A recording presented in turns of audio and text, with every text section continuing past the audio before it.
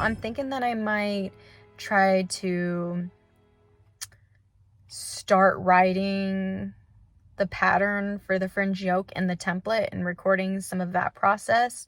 I really want to showcase more of that since I didn't showcase the actual making part, and I haven't done that. So why not show what it is like to actually write the pattern?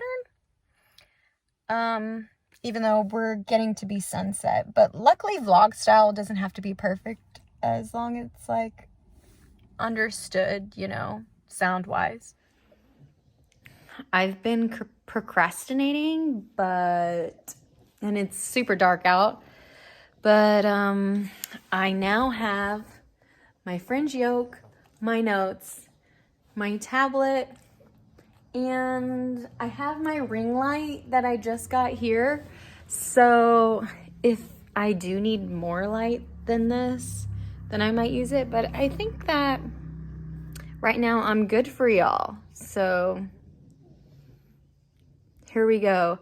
To start off with, I use Google Drive. So I just made a copy of my super soft coat pattern. And so I'll just use that to retype in all the fringe yoke details into, since I already have the template. And I just have to inject all the regular stuff where they need to go, like hang on. Okay, so like I was saying, I will make a copy of my super soft coat, and this is in the template for the Lion Brand kit. So this one has their logo on it. I've renamed it Fringe Yoke, and I'm going to go ahead and change like the title, the type of yarn, the level, like the experience level. I'll go on here and change also all the materials, the description, the different sizes, the gauge, and then I'll go to writing the pattern. So all this part in the end, well, the abbreviations I will also do as I go. Like as I come to one, I'll add it to the list. But when I go with the pattern, I'll probably delete all of these pages and then just start writing.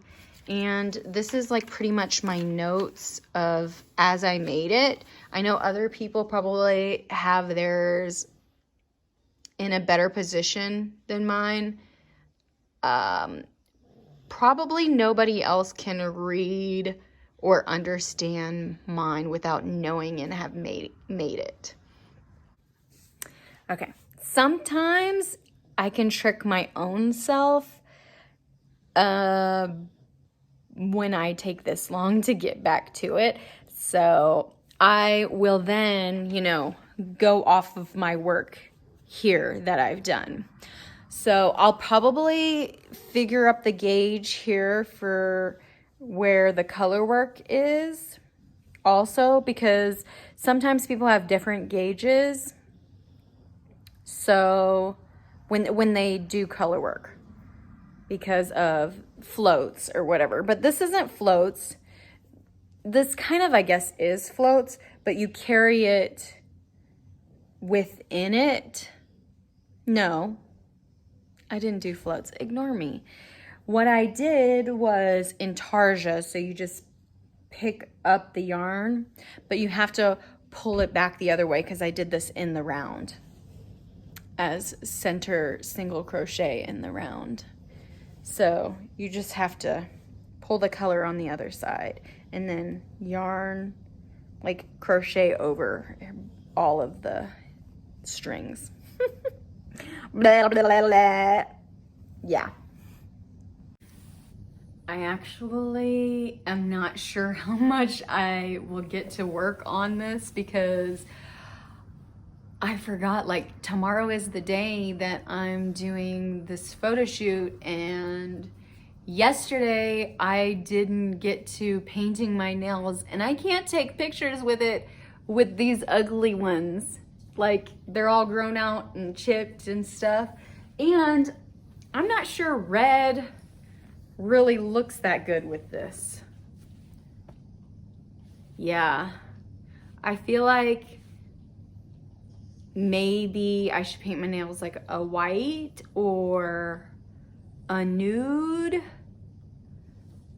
or like, I don't know. I don't have like a lot of color options, but not this bold of a color, I know for sure. So I'm gonna have to hurry up and get my nails done, and then I can mess around. So these are all my gel colors, and I have these kind of dark colors plus like a red in this polish, and I have like a top gel coat. As you can tell, I've used red on it, so it's normally clear. But I'm thinking I might go with like this. I don't know about any of these colors with the... I'm thinking about going glam also with this dress in it, but I haven't tried it on yet. I'm like, I don't know. Is that okay? Like, I don't have anything close to these colors, or I don't know. White, I don't think. This is like a gold and a silver, and I still think gold might be too much. Maybe I'll do it anyways. Yeah, okay. Might as well go all glam.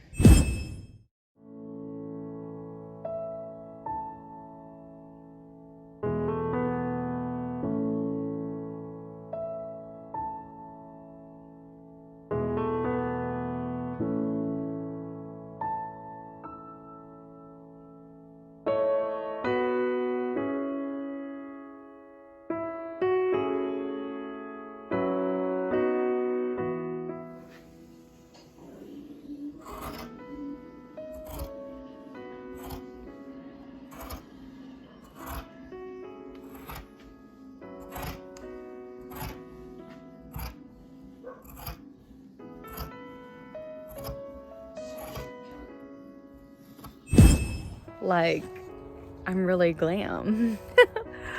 This is a photo shoot look. I have my lashes on.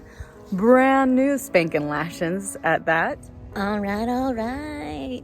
I made it. Yes, let's get these pictures going. What it's like being a mommy and a photographer.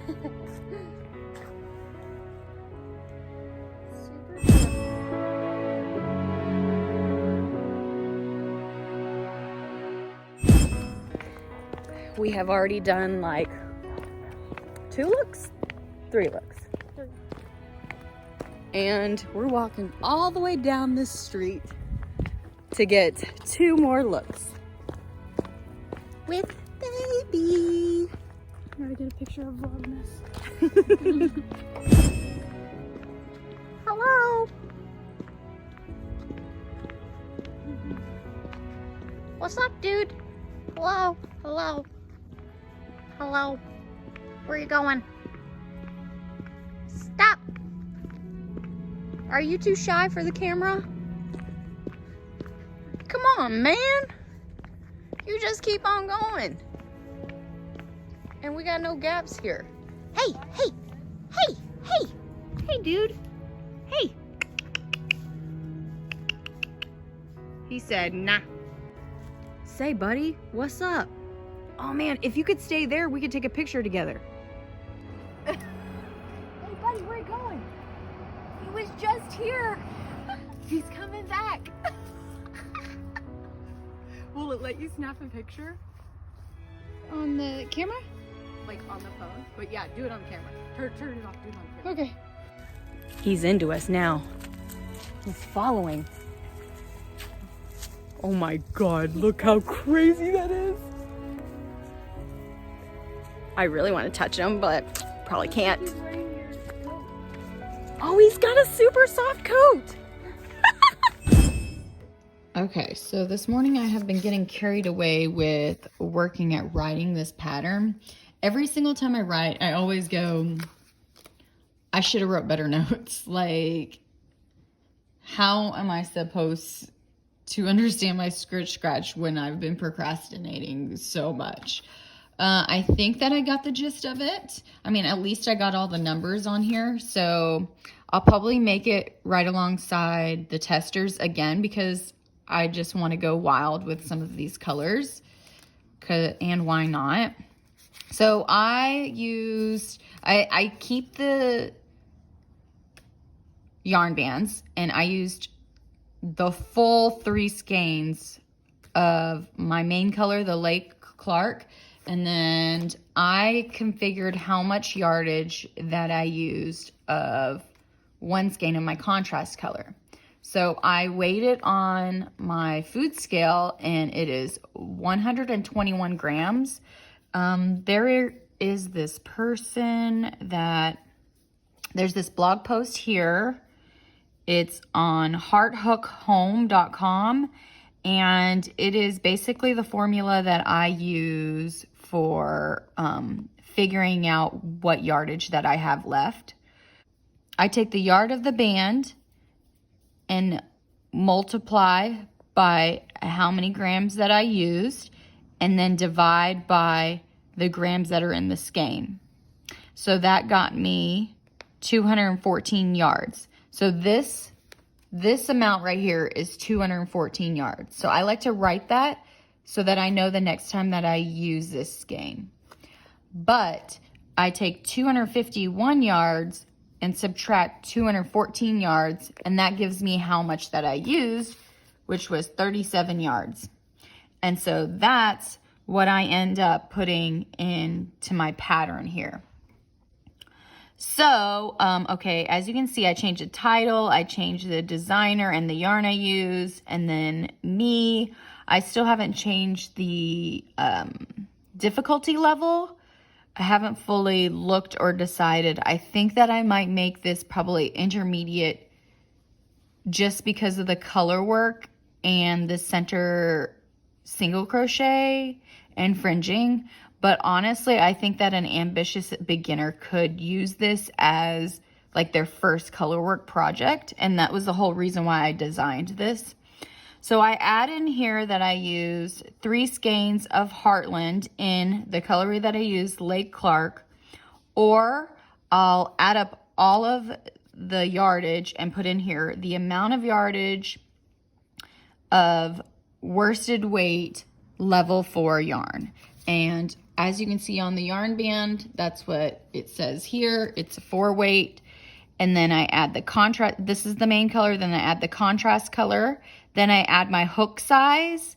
I used a couple stitch markers in here, so I add that. You always need a tapestry needle when you weave in your ends. Obviously, you need scissors to cut all those. And then measuring tape to be able to check like your gauge and stuff. And then I add the size, and the size here is like, it's just an accessory. So it's a 1 size for everybody. And then I add the gauge. And so to check the gauge, I could check the gauge on my project here, and I will do 4 inches across and count the stitches, and make sure that you're at the beginning of the stitch and then finish at the end of the stitch too when you get to the 4 inches. So then I count across how many stitches, and then I count down how many rows within the 4 inches, and then I transfer that here. And this project was done in the round, so I will note in my notes here that you'll want to do it in the round. I actually might probably say it right here below the gauge so that people don't have to go back and read the whole pattern, because some people don't go and read the whole pattern before they start. Sidebar, I do suggest that for any of you, when you read a pattern, always read it all before you start. Get familiar with it. And so I haven't put in my finished measurements here yet. I'm going to add that later. I just wanted to get right into writing my pattern. So as I write the pattern is usually when I fill in my notes section too. I take a little bit of whatever I have from previous patterns, but pretty much I didn't need most of it with the sweater since this is an accessory. So as I'm writing my pattern, I'll realize, oh, you know, this pattern is written for only one size. The construction. So I want to make sure that they know that I'm making this top from the, or this accessory from the top down, and then where you go from there. So for this is like color work and then the fringe. And then I mentioned that the center single crochet is also known as the waistcoat stitch and the knit stitch here. I mentioned that when you pick stitch markers that you want to have 2 different stitch markers so that you can be able to know what the beginning of the round is. I wrote down and like the instructions for each round and each stitch and where you want to place the stitch markers. I put like a stitch count to end it on each of these rounds. And then this one's really easy. So basically the repeat is the same. Like, so you'll repeat in the pattern. So then I gave that last stitch count, and then I went ahead just for ease and added like a checkbox chart area, so with all the stitch markers. And then I'm going to continue on here for the color work pattern, and probably I'm going to make some kind of chart like this to add into it. And then I have the abbreviations here, and I have, you know, weave in ends and wash according to instructions on label. I'm probably going to add some more detail here about steaming your fringe and cleaning up the end, snipping the end. So that is pretty much the gist of writing the pattern. If you have any questions, please feel free to comment with those, and I will try to respond to that, because it's kind of hard to come up with this sort of thing because I kind of just go with the flow. I don't have like a solid process yet. I like to make the thing and then just go with writing the thing. And now when I go into the testing phase, I'm going to realize what other information that I really needed to include as they're making it. So yeah, thanks for dealing with my scattered process. Today I think that I'm going to work on finishing up my fringe yoke design and then send that off to testers and start like our little testing chat group.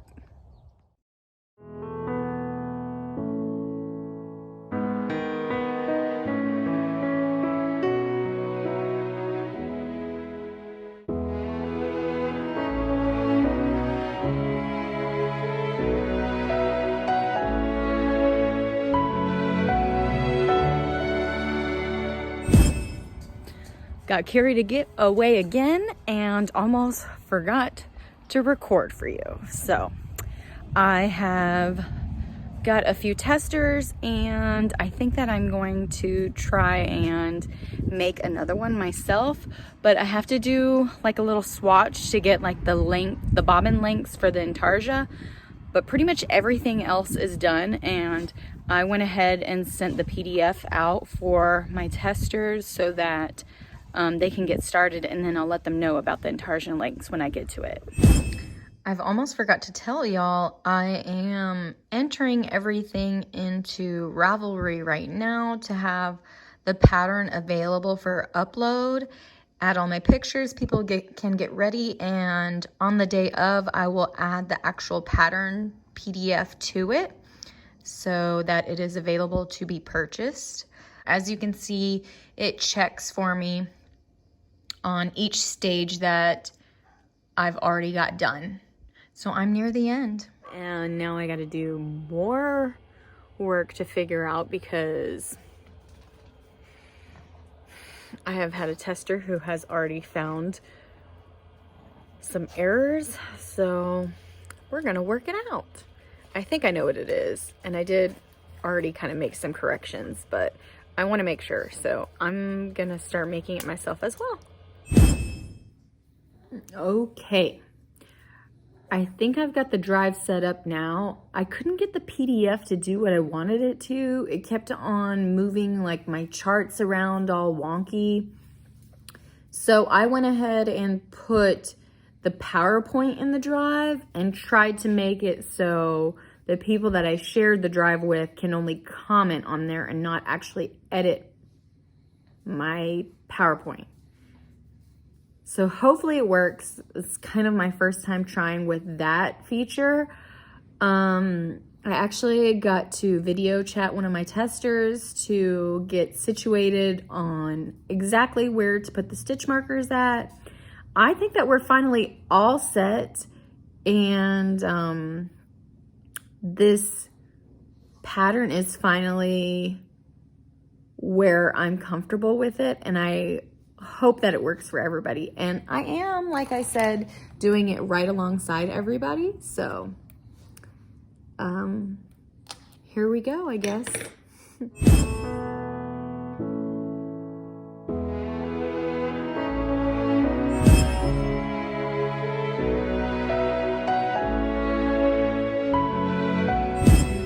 I've made a lot of progress on my second fringe yoke. So it is like a funky little shape. Like, look at that. It's like a donut. Nice trapezoid. But it's already like building. I think I'm at like 28 rounds right now. And there's like 43.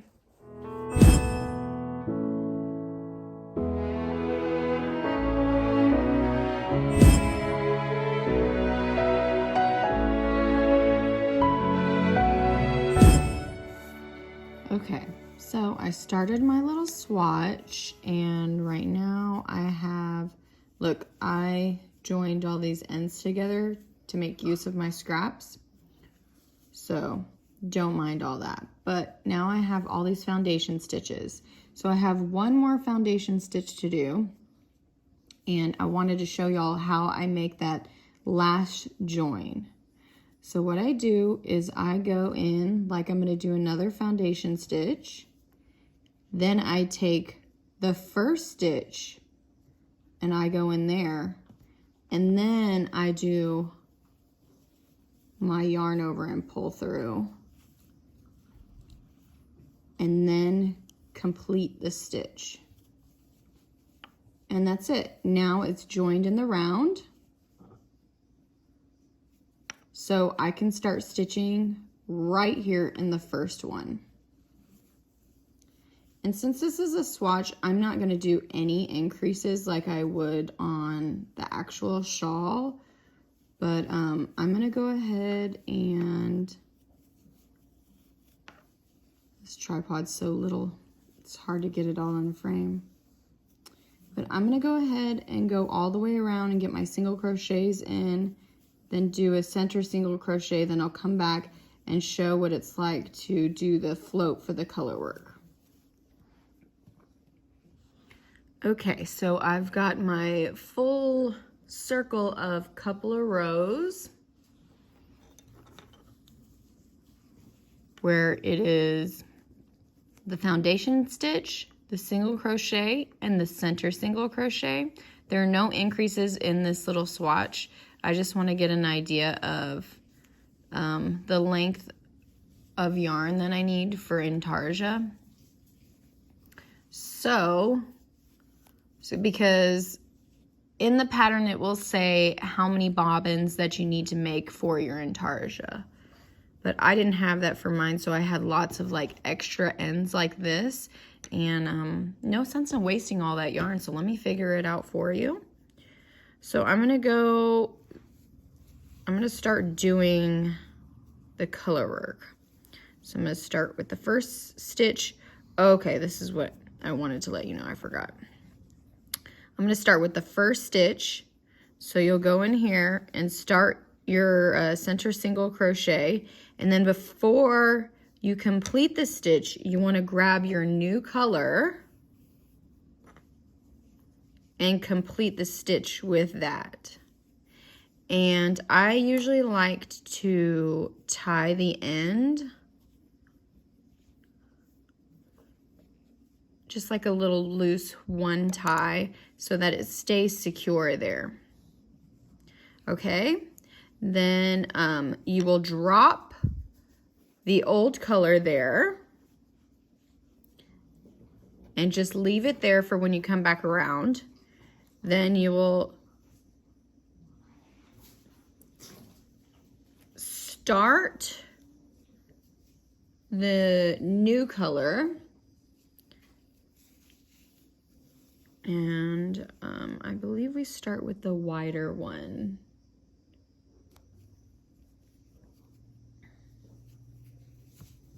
Oop, hit the tripod. 2, 3. The center single crochets, I like to use Susan Bates hooks so you can really stab in there. But it is key to make sure that your tension is nice and loose. Wait, how many do I got? 1, 2, 3, 4, 5, 6, and 7.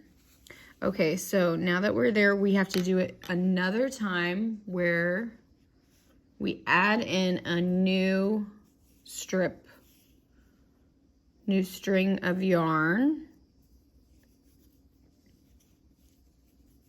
Okay, and like I said, tie that in. I'm not a pro tutorial person, but I'm trying to help y'all out here, so hopefully this is worth something. Okay, so in between every stitch, there are 4 stitches of the main, or in between every triangle, there are 4 stitches of the main color. So we'll do 4 of these. 3, 4. I already know, like, this strip of yarn is too short because that's the end right there.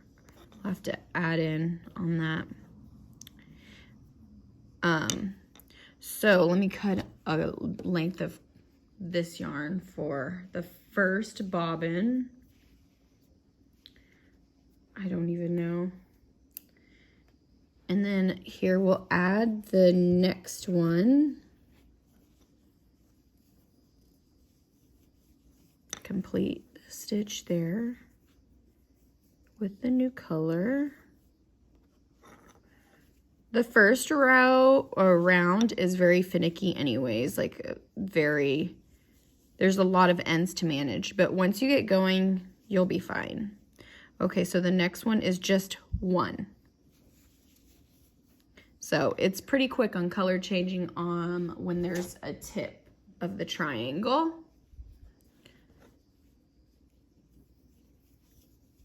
Okay, complete this stitch there. And then I got to go back again with doing 4 in between.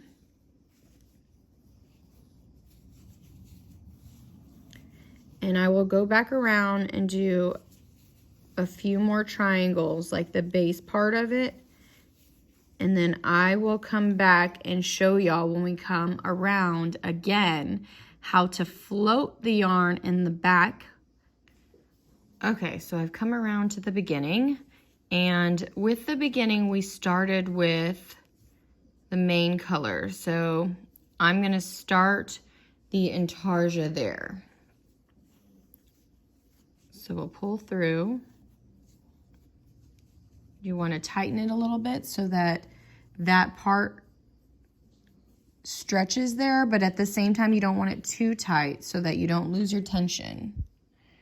So I'll do my center single crochet, and then you see how that stretch, the float, is within my stitch.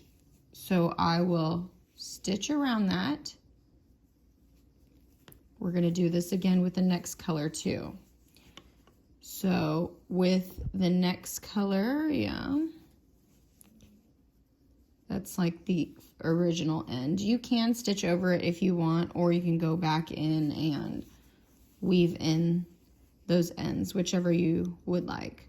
Okay, so the next batch does less. The triangle starts to build. So now we will complete this stitch with the new color. and the string is all the way where we dropped it at. So we'll want to float it all the way across. Look, managing all these colors can be a little tedious, but there's only 4 rows. It's worth it. So pull it through, tighten the old one so the stitch closes, and then leave this with a little bit of slack to be able to stretch across all the stitches. Then we'll start the center single crochet again. And you see that float is on top, ready to be wrapped around in the stitch. 1, 2, 3, 4, and one last one, 5. I'm gonna do this one more time for y'all. Okay, so you'll pick up the color from way back where we dropped it. The ends get in the way in the first one. Complete this stitch with it. Make the old one a little bit snug. Make sure that float stretches across all the stitches.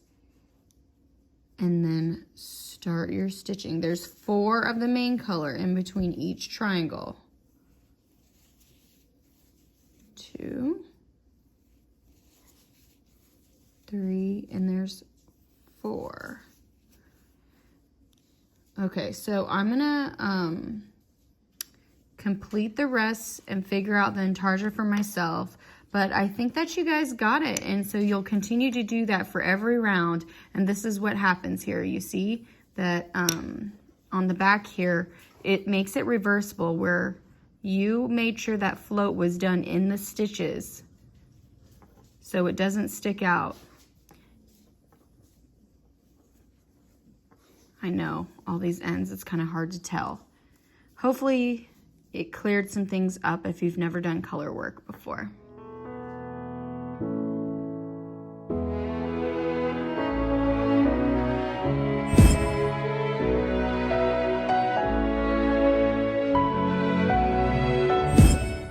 So I ended up stopping at Joann's today since we went to town so that I can finish my second version here.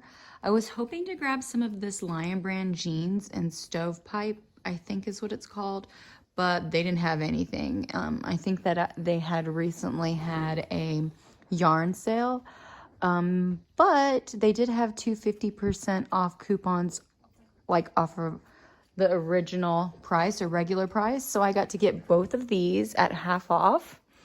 And I ended up getting the Sequoia colorway, which is what I think I had for these diamonds. Or why do I always call them diamonds? Triangles, I mean. So it will still like match up fairly well and be a nice neutrally thing.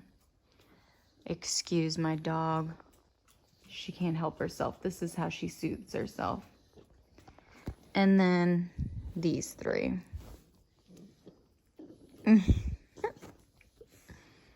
Where are you going, boy?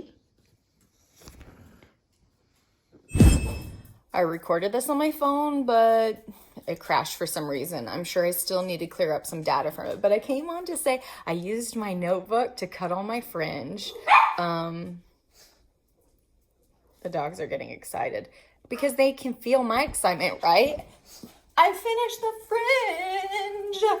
Oh my gosh, it's so lovely. I'm about to put it in the wash. This might give you like a little bit of an idea on how much fun you can have with getting crazy with the color. So I love this little strip of yarn. I love that I lost at Yarn Chicken to be able to have this game. And I love just the subtleness of the triangles and how the fringe makes them pop just a little bit more. When I wash it, the fringe will be much nicer. I used, this is like my squashed up skein of used yarn, and then next to like a full skein. So the fringe does take up quite a bit. But that's where it's at with this. Like, oh, it's just so good. You can tell right here, these little blips.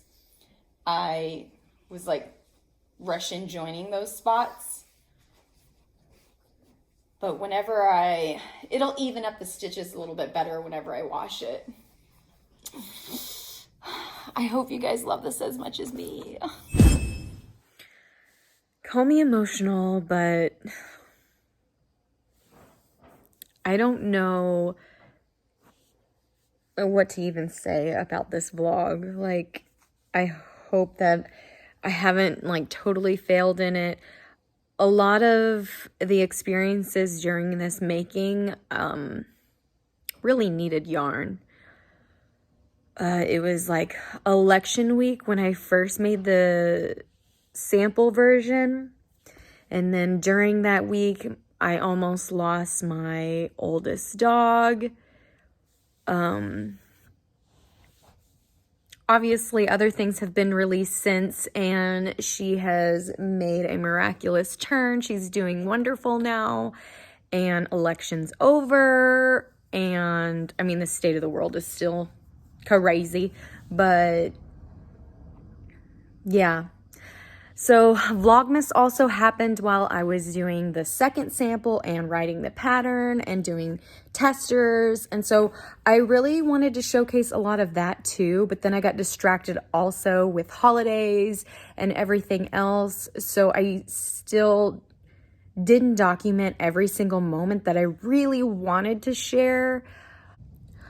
Normally, I get my designs tech edited first, and then I send them to testers because I do value all my testers' time. But I thought, like, with this being an accessory, and I'm going to make it along with them, and I honestly thought that I wouldn't have too many hiccups. You know what? There is value in tech editors. I will just say that right now. Yeah, I probably should have done that. I need to get a more streamlined process is what I'm learning. And that's how, like, the big people get this done. But I am an artist, really, and so I find beauty in chaos. The testing phase was different than normal. I did have a lot of new testers in it, so it wasn't like that active. Everybody did ultimately end up finishing some at the very nick of time.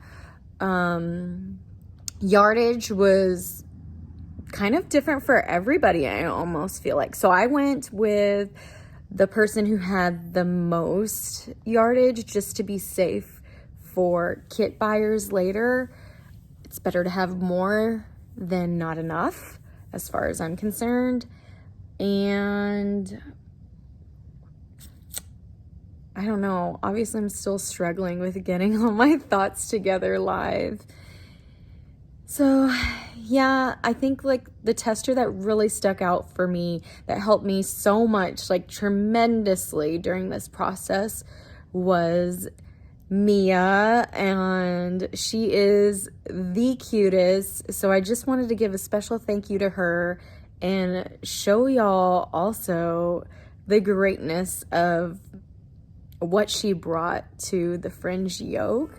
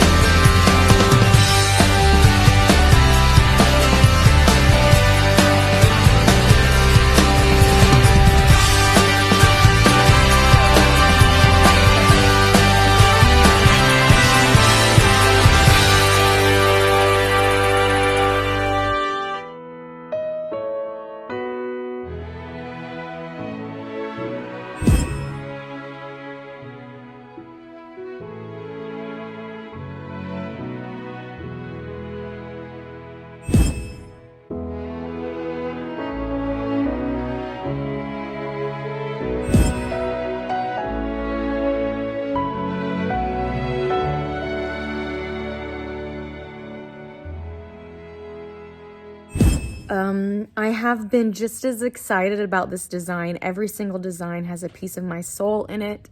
And I am so grateful for all the kind words that y'all share with me and all the support that y'all give. This has been a fantastic journey, and I look forward to sharing more of the year and more designs with you this year.